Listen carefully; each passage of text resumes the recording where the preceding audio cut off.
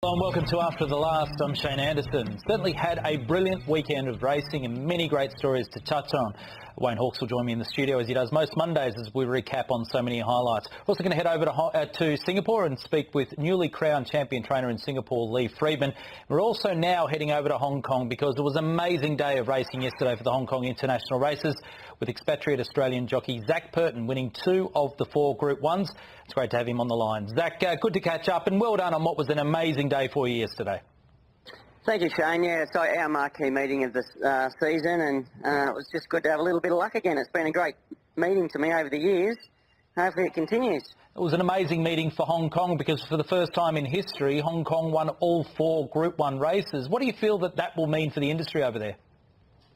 It means a great deal to the locals. Obviously, we're always trying to protect our own turf, and we enjoy the competition. We enjoy it when the internationals come over, but there's a great sense of pride when our horses do win. It just makes it a little bit harder for the internationals to come and try and challenge us going forward because our horses just seem to be getting stronger and stronger. You've been in great form, of course, the defending champion in the Premiership Stakes, but your form throughout the season so far had been good. Did you feel that you were going into this meeting at peak confidence? Oh, I'm always full of confidence, you know me. It just depends what horses I get on. It comes down to the opportunities and the support that I get, but I knew Beauty Generation was my best ride, and I was really hoping that he'd come out and produce a performance like he did yesterday, just for the horse's sake. You know, he's been dominant here all season, but he has been doing it against local horses. It's good to see him go out and do the same thing against the visiting horses as well. And the other races, they were just a little bit of a bonus. Let's focus on Beauty Generation. We've got the replay up now. I loved your ride here because you let him amble to the front at his own tempo, but he was consistently running strong speed up on pace. But when you let him go in the home straight, he powered away. Is he the best miler Hong Kong's produced? He could be. April Friend was obviously very, very good as well, and he was around not so long ago, so it's hard to measure them up against each other. A handicapper thinks that they're both equal. But, yeah, you know, comparing different horses at different times, it's always difficult, but he's definitely the best horse I have ridden. And as you would have seen in the replay yesterday, his greatest asset is his high cruising speed. He's actually a better horse when they run along at a fast speed than he is off a slow speed because he gets into his rhythm, he cruises along, he's very comfortable doing that, and then he can kick off it. He gets the other horses off the bit chasing, and they find it very hard to catch him. Do you feel that he'd be adept no matter where he went? Because trainer John Moore is suggesting that 2019 will see Beauty Generation on the global scene. Do you feel he'll handle racing in any jurisdiction? Well, I hope so. I think he's got the right temperament to do it, and he's got the right characteristics as well. He's a very good eater. He just goes out and does his work in the mornings. Nothing seems to worry him too much, although, you know, he has dropped a couple of riders here and there because he can be a little bit flighty, but constitution-wise, he'll give himself every chance. And, you know, let's see if he travels. The owners haven't been that keen to travel him. They would prefer him to stay here, but we're having a party tomorrow night, and maybe after they have a few champagnes, they might change their mind. And a champion jockey perhaps twisting their arm a little bit too. Yeah, of course I want to travel, take him on the world stage. I think he's good enough, and I'd like to see him out there. I loved your ride on Exultant to win the Vase over 2,400 metres. Only the third time, I think, in history that a Hong Kong-trained horse has been able to win that race, and you were able to tip out your old mate Joe Moreira.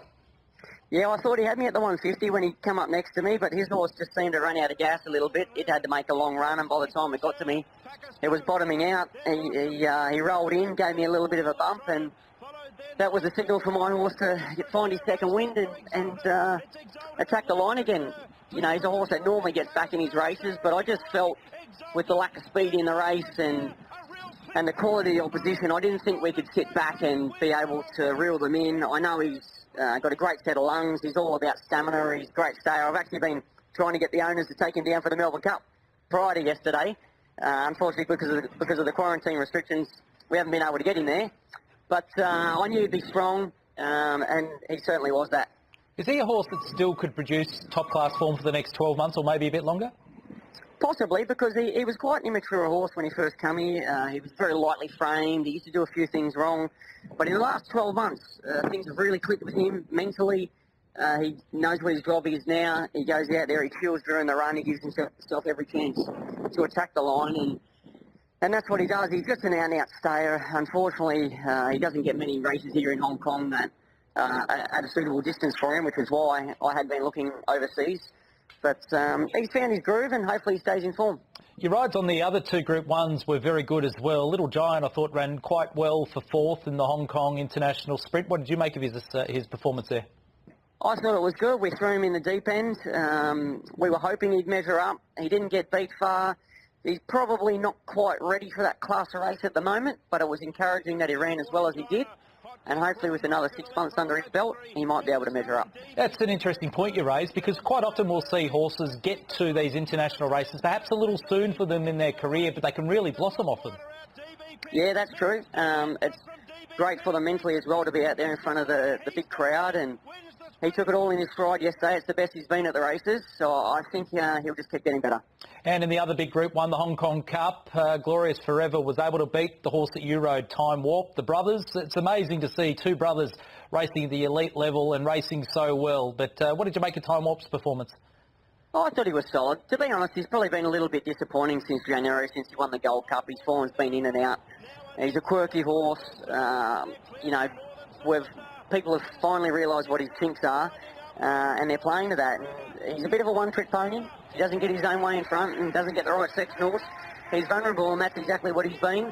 So I think he's going to find it hard from now on, but he's honest enough, and it was a solid run. Zac, when you look back at 2018, no doubt yesterday's day out for you with the two Group 1s would be high up on your list of achievements. Oh, of course, yes. Like I said, it's a meeting, or it's a day that I like to perform on if I can. Obviously, it comes down to the opportunities, but it was a great day out. It's a nice way to finish off what has been a good year, and the stewards gave me a little bit of a holiday there yesterday, so I'll enjoy Christmas and toast to what has been a great year. You will get away for a little bit. Will we see you back in Australia, or are you going further afield? Well, unfortunately, I didn't know the suspension was coming up. My passport needed renewing. I've only put it in last Monday, so I don't know if I'm going to get it back in time. Well, I've got to say, from all of us at Racing.com and all of your fans in Australia, congratulations on a brilliant day yesterday, and as always, we appreciate your time. Thank you, Shane. There he is, one of the best in the business, Zac Purton, and I've got to say, it's amazing seeing the way that he's riding with such confidence. He's been a star for a long time, but he's gone to a whole new level, I think, over the past 2 seasons or so in Hong Kong, and hopefully we'll see a lot more from that champion jockey. Zac Purton, well done to him, 2 Group 1s yesterday at Hong Kong International Race Meeting.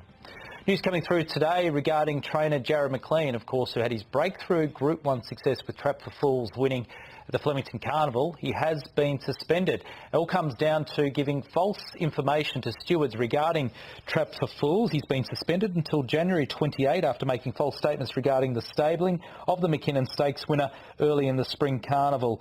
McLean he had to front the Racing Appeals and Disciplinary Board under charge Australian Rule of Racing 175 GG.